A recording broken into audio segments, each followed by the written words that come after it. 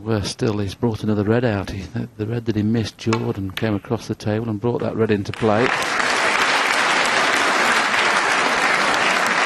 And we often say at snooker, the first 30 or 40 points you score in a frame is not the... That's the most difficult part. The next 40 are usually a little bit easier. Oh, has he got onto this red nicely? I think he has. There's the black pot to the right-hand corner. I can't quite tell from here, but we'll have a quick look for you in a second. It obviously does, because Ronnie's come round to have a look already. So it's a case of getting high on the black so he can just nudge into those two reds.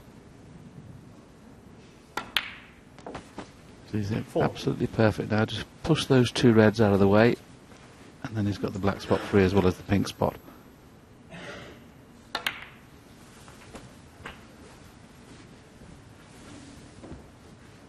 $11.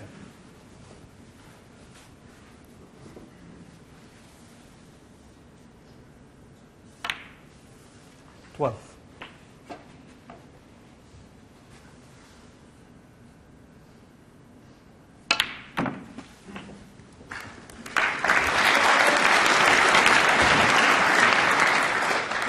19. So one more good pot needed. I mean, this is not a gimme to the left centre.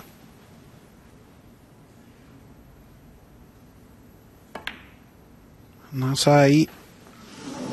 Well. Neil Sullivan, 19.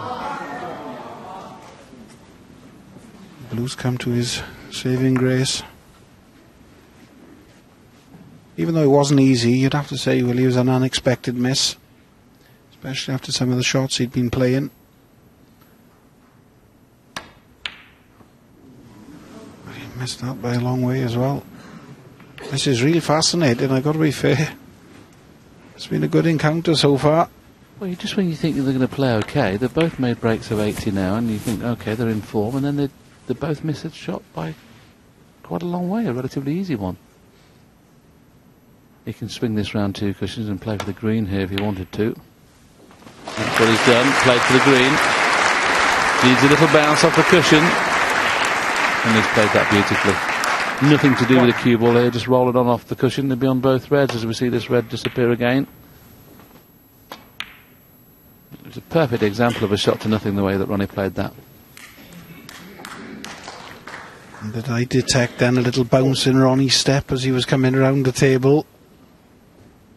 So is he starting to fancy this a little bit more than he did coming out? You seen Mark?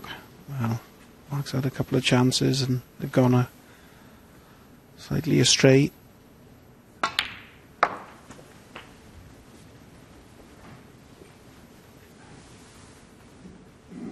$11.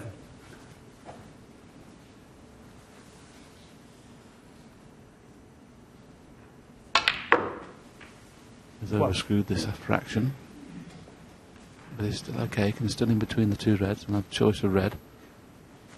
The scoreboard tells us there's only 1 point in it. And normally Ronnie's very, very good at this kind of shot. He always makes sure as he gets 90. high enough on the black to be able to get on the next red. I'm still not convinced he's got his total A game going just yet. 20. Darren just mentioned a little spring in his step, and I've noticed actually the last few shots he started to speed up round the table down as well.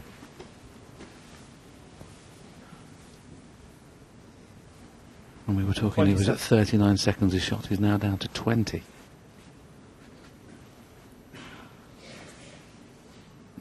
Pot success has gone up a little bit, hasn't it? 0 to 82. And can you believe it? Ronnie just saw a little swerve there. What that body language meant, he put right-hand side on it. He didn't mean to. He played just a little stun shot, but because he put right-hand side on it, it's turned the red over, and you saw the body language there saying, I've just put some side on it, I didn't mean to. Wow, that is a really bad miss. Mark Selby. I could not believe he'd get another chance in this frame a few seconds ago.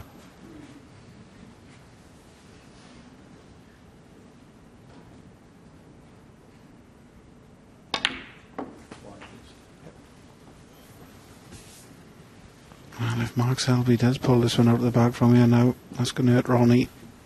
8. Started to look good. Like we said, he started speeding up, nice bounce in his step. All of a sudden, he sat there now and he's got to ponder that. I won't say easy red, because like we've already said, the corner pockets are no gimmies.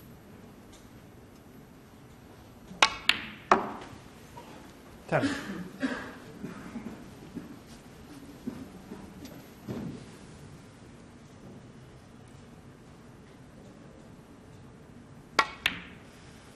$13.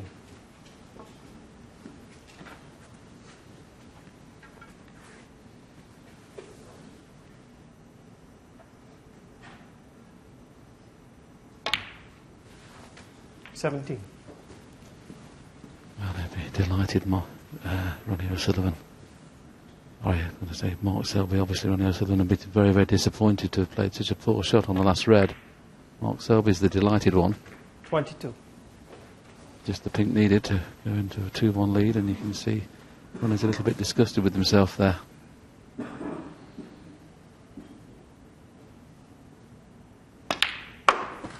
So no sizable breaks at all. Ronnie O'Sullivan was definitely strong favourite when he missed that last red. It's cost him the frame. Mark Selby goes into the lead at 2-1.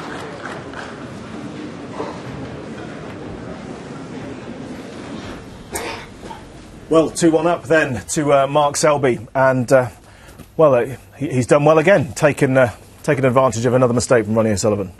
Unexpected mistake, I must say. The red into the black pocket was, when you expect Ronnie to make 10 out of 10, and you could see his reaction to it. He was very, very disappointed.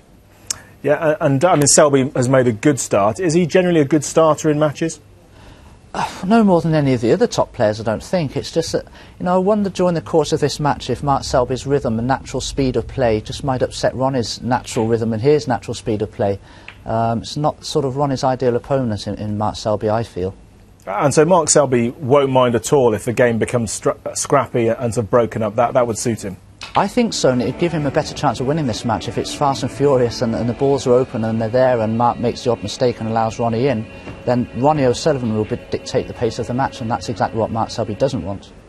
And Terry O'Sullivan is happiest, I guess, when he can get to the table and sort of make big breaks. So I guess like any player, confidence soars at that point, but when it gets broken up, why does that affect him perhaps more than other players? I think Ronnie, he doesn't like slow players, only because it's not his style, but also he doesn't like players who he feels don't play the correct shots. And Selby is a different style of player to Ronnie, and that's Mark's choice, how he plays. He's got up to number one in the world by his style of play, and you can't really criticise for it. But Ronnie is a bit like that.